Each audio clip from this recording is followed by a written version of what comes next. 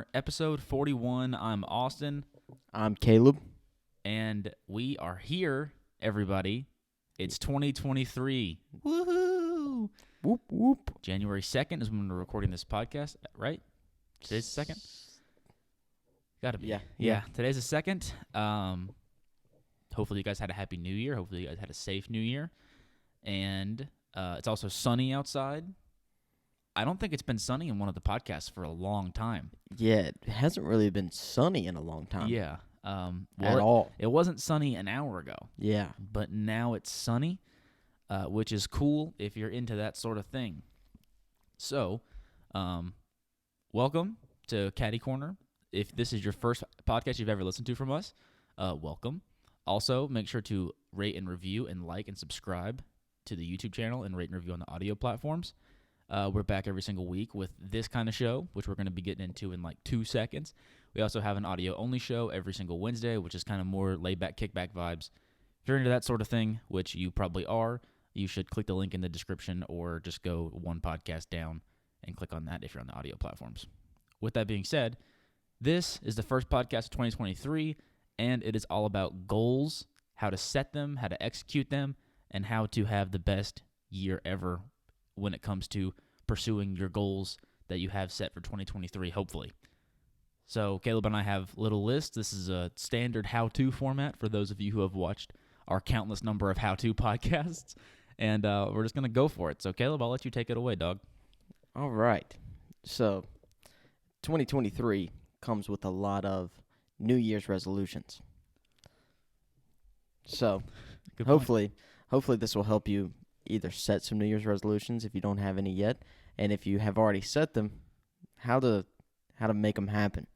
So, first off, you have to figure out what you want to accomplish. It's a good place to start. You know what I'm saying? No matter how big or how small, you just got to figure it out. Figure out what is wrong and what you need to change. And that's really all you need to focus on at the very beginning. It's just what. You don't have to focus on how yet or what to do, just what you're trying to do. That's first. Good point. Mine is basically the same thing, but where mine kind of the angle that I want to take at it is it's all about clarity, which is, like you said, figuring out what the problem is, but it's also being like honest about what the actual problem is, not, like be specific. Specificity matters a ton, especially whenever you're setting your goals. Like you don't want to have this very broad goal because then it kind of means nothing. The example that my PE professor from last semester used was like everybody every year says that they want to get fit, but what does that mean? Yeah, it means something different to everybody, which means it kind of means nothing.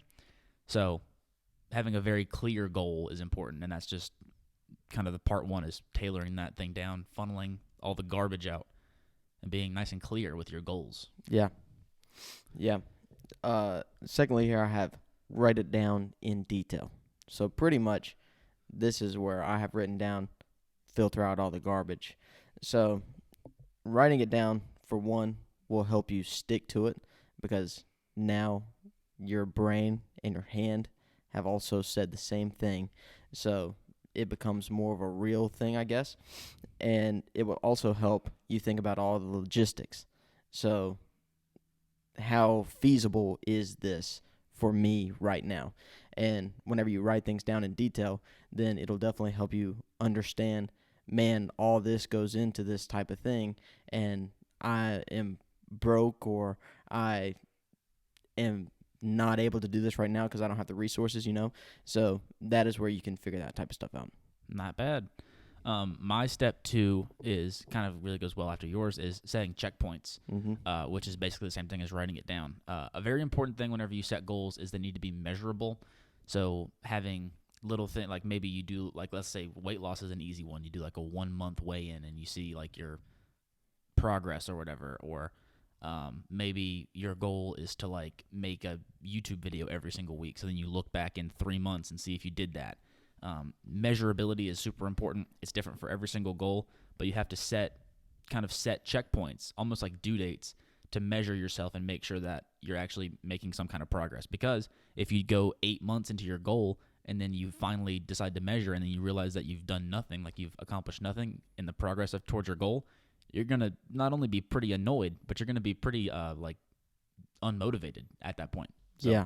it's important to be able to measure your goals for sure. Yeah, totally. So my next point is pretty much the same thing, and it's just break your goal down. For one, a big, huge goal can be really scary. So you can break that goal down into smaller goals and just take them one step at a time for one. But then it'll also help you keep track of what you've already done. So like you said, like it's a 1 month weigh-in. Say you're trying to lose 10, 12 pounds. So you're down 1 pound a month, Boom. something like that. So instead of saying I'm going to lose 12 pounds, that's pretty big. Yeah. So instead of saying I'm going to lose 12 pounds, you say I'm going to lose 1 pound a month. Exactly. Mm-hmm. So like 1 pound is way less scary and way more feasible. Exactly, than 12 pounds, For sure. And so then even if you don't lose 1 pound in a month, say you only lost half a pound or whatever, then it's still not like I failed. Right, you can recover. Because it's just tiny, Mm-hmm. So that is where breaking down your stuff can help you.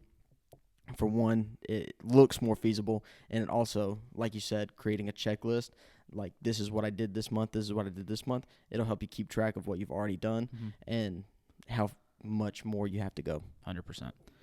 My last kind of point for setting my goals is making sure that it can actually be done consistently. If you can't do something, and consistency can mean a lot of things. For me, consistency doesn't mean I'm going to do something every day for a month, because that a month is nothing in the grand scheme of things. Whenever I think about implementing anything into my life, practice, kind of goal setting or anything like that, what I ask myself, which is one of my questions that I was going to talk about in a second, but is, will I care in 6 months about doing this thing that I just did? If the answer to that question is no, then you just shouldn't do it. So, like, for example, example that I think is interesting is like the getting fit example, which kind of means nothing. There's so many different ways to lose a pound a month. So many different ways. You can do that like by running. You can do it by like lifting weights. You can do it by playing football, by so many different ways. And everybody likes different things and can actually do that in certain ways. Everybody doesn't like to go to the gym and just like lift weights. That isn't everybody's like fun thing to do, but maybe they love to run. So then you should never be in a weight room if your goal is just to lose 12 pounds a year or whatever. If your goal is to get swole, then you need to be there, but it has varying ways is what I mean. So you have to break your goal down to a point where you can figure out how you're going to actually be able to implement it into your life and you not hate it, because then you'll be able to do it consistently and you won't fall off the train. Yeah. And that's important. That's so important. Probably the most important thing. Mm-hmm. My last little point here in setting goals is telling somebody. So, again, kind of like writing it down, telling someone will just help you stick to it, because now not only do you know what you're trying to do, somebody else does too. So it's human nature not to let people down. So telling somebody will help you stick to it, because you don't want to let somebody down, But it will also give you an accountability partner. So somebody who will be there for you, checking in, being like, hey, have you lost your 1 pound a month? Or, hey, have you been to the gym so many times this week?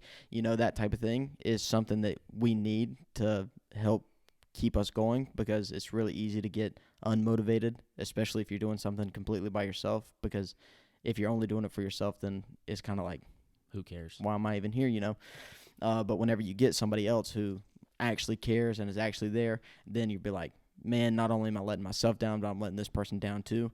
And with that, you have to make sure that you tell somebody that you trust.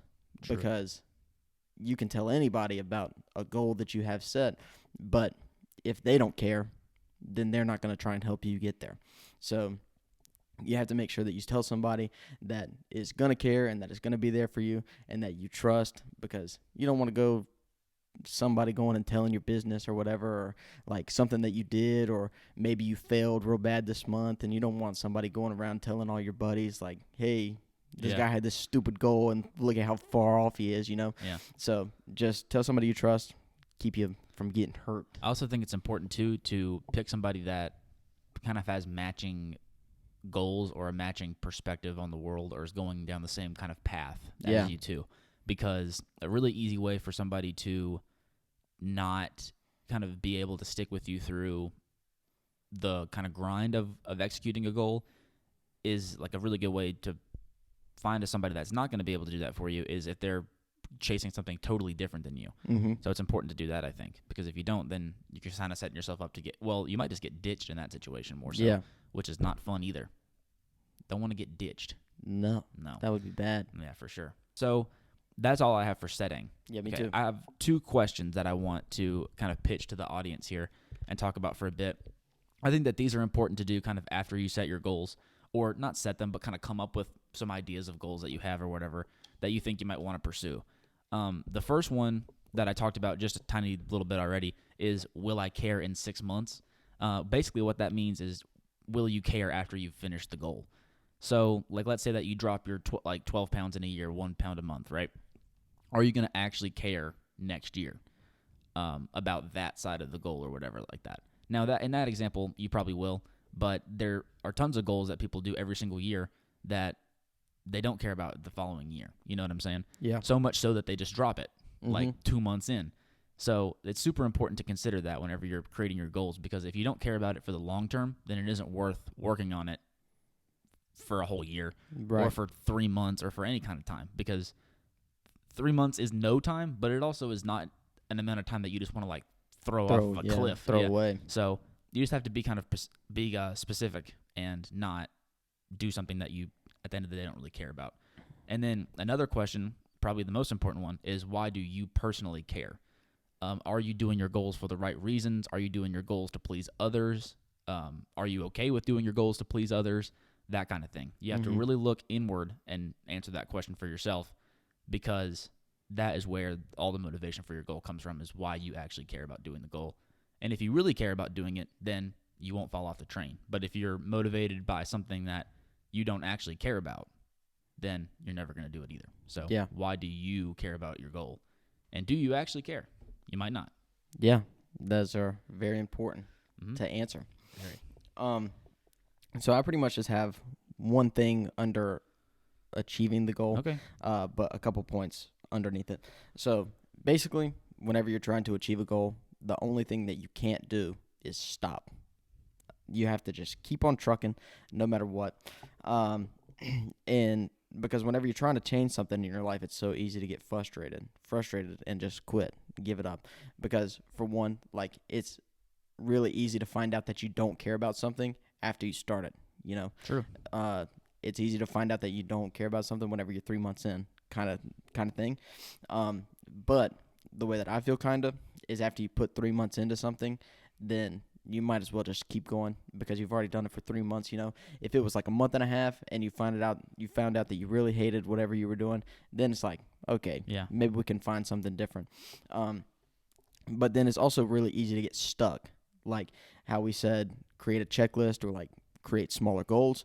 It's really easy to get stuck on a certain point and be there for however long, you know? And so whenever you get stuck, then try and find something different that you can do in, like, to replace that check that will still help you keep going forward. Because, like, another thing that you don't want to happen is to move backwards. Like, a ton of people will take 1 step forward and then 3 steps back. You know, that is the one thing that you pretty much don't want to do.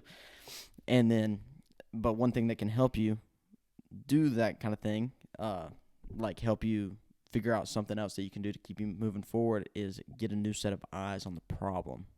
Instead of just, like, throwing it out the window, you know, being like, oh, well, I'm not going to get this point done, so let me figure out something else that I can do that will still help me keep going forward. Like, yeah, that's a good thing, but first, let's go to, like, your accountability partner or, like, somebody in your family or, like, one of your buddies, you know, and then ask them, being like, hey, this is what I'm doing. This is where I'm stuck. What do you think I should do? Because getting a new set of eyes on the problem is, like, it'll blow your mind how many different things somebody else can see that's not yourself. True. Whenever you look at an issue, you can only see it however your brain interprets it. But somebody else's brain is going to interpret it completely different. So they might figure out something that'll be like, man, this could help you. And then you try it and you're like, man, that worked. Or maybe you tried it and it didn't work, but at least you got a new set of eyes on the problem. So just don't stop. There are ways to get around the problems. And a lot of the time, people will get frustrated and they'll just quit whenever it's something that could have been fixed. So instead of just quitting whenever something can be fixed, let's just try and fix it first. Not bad. I also think you mentioned with adding a new set of eyes to the problem, something that I think you shouldn't discount is the internet for that same tool. Yeah. Doing your research is very important. So if you run into a problem, like let's keep using that fitness example. Like once you get 4 months in, and especially if you're new to the gym and your newbie gains are gone, it's going to be a lot harder to drop that, for the sake of argument, 1 pound every month. It's going to be a lot harder than it, at the beginning where it was easy to 3 months in, and now it's a little bit more difficult. Yeah. Everybody's had that problem that is in the fitness industry. And you know how many fitness YouTube content videos that there are on the internet? There's so many. So just don't get a second set of eyes on the problem. That's a good piece of advice. But let's say that you live somewhere that we live. Sure, we happen to know somebody who's a certified gym rat, but not everybody does. Right. You know what I mean? Yeah. So don't discredit the internet whenever it comes to asking those kinds of questions. Yeah.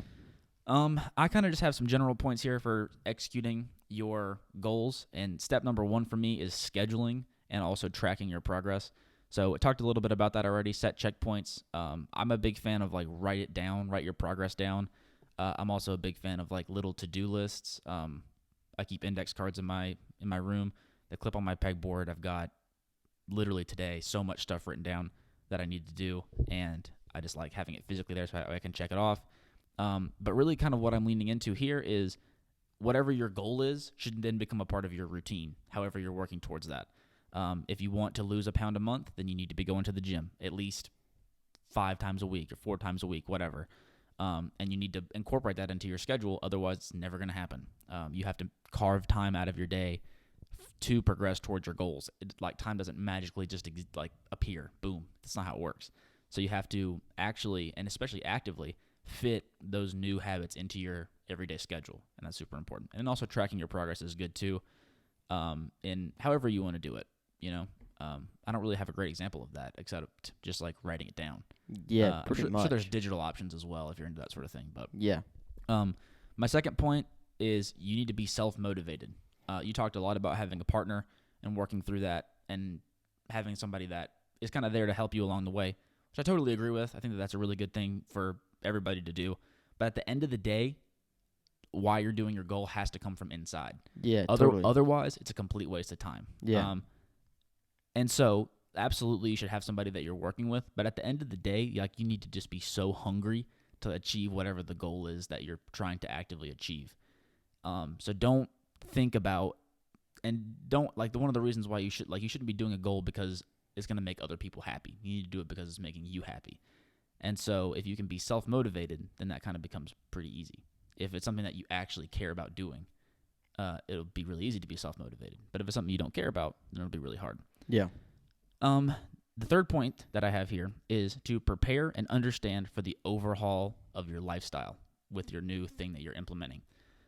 Fitness is such a good example because if you're let's say you're trying to drop 20 pounds in a year, which I feel like is a pretty common goal people have. If you really do that and you really commit to it, then that fundamentally changes the way that you eat out. It fundamentally changes the way that you cook at your house. It fundamentally changes the way that you go out with your friends. It changes all of those things. At least it kind of has to. You know what I mean? You can't go to Longhorn and get the baked potato. You got to get the broccoli or something. You know what I'm saying? And that's not fun or flashy or whatever, but you have to be able to embrace that for the greater good of the goal. You know what I'm saying? Yeah. There's tons of other kind of ways for that. One of my goals for this year is to create more content.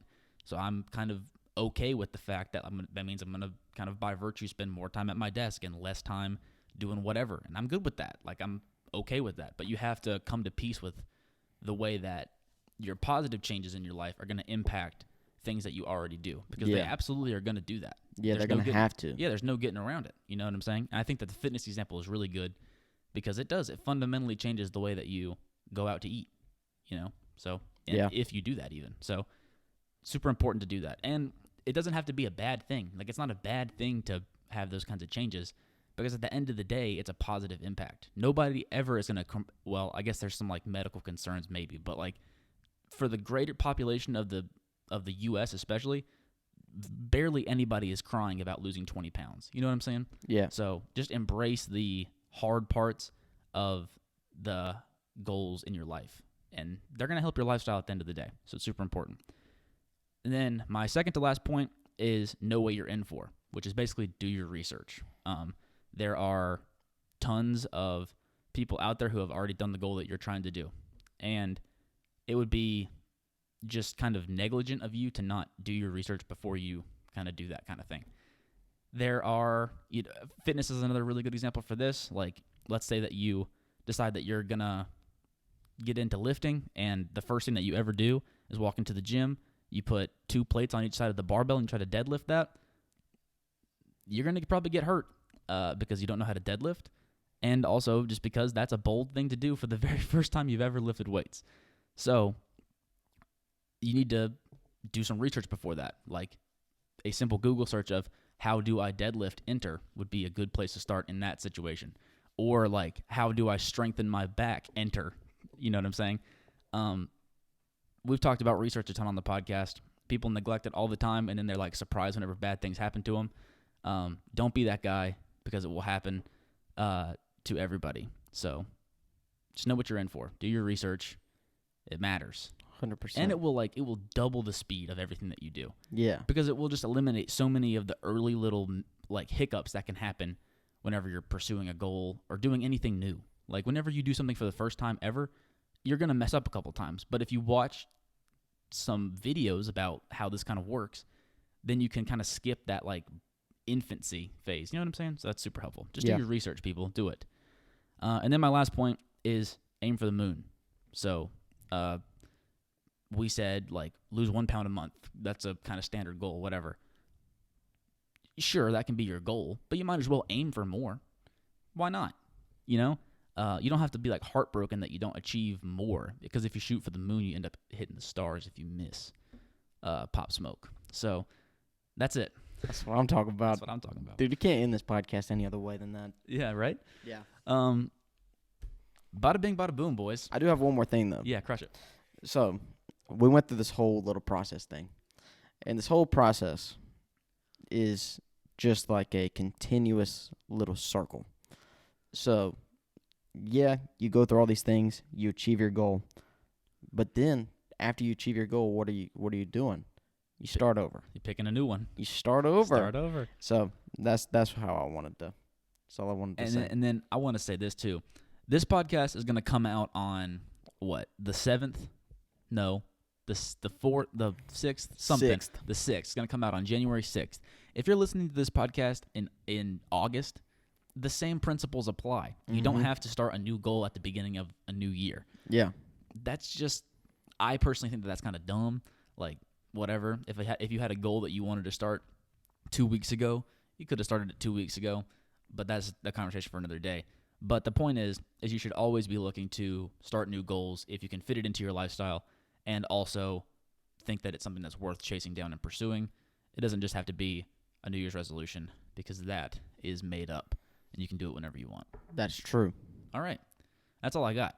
Me too. All right. Thank you guys so much for listening or watching this episode of Caddy Corner. 41 episodes. Holy crap. We, like I said in the beginning of the show, are back every single Friday for this kind of vibe of a show. Kind of back to what we normally do. It's kind of a homecoming, if you will, to what we were doing like 2 months ago, the old how-tos. So get ready for that. Also, check out Caddy Corner After Hours. We make really good stuff there. Caleb and I actually are pretty funny dudes, so I'd recommend checking that out if you're into that sort of thing. Also, the new logo is pretty cool, so hopefully you guys like that. This is the first show going out with the new logo and stuff. It's been live since the new year, but it's cool that it is here. So, new logo. It's also on the back of these. So, yeah. With that being said, I'm Austin. He's Caleb. Like I said, we're back every single week. Expect some guest episodes coming soon. How soon, I don't know, but pretty soon, I think. Thanks so much. See you next week. Peace.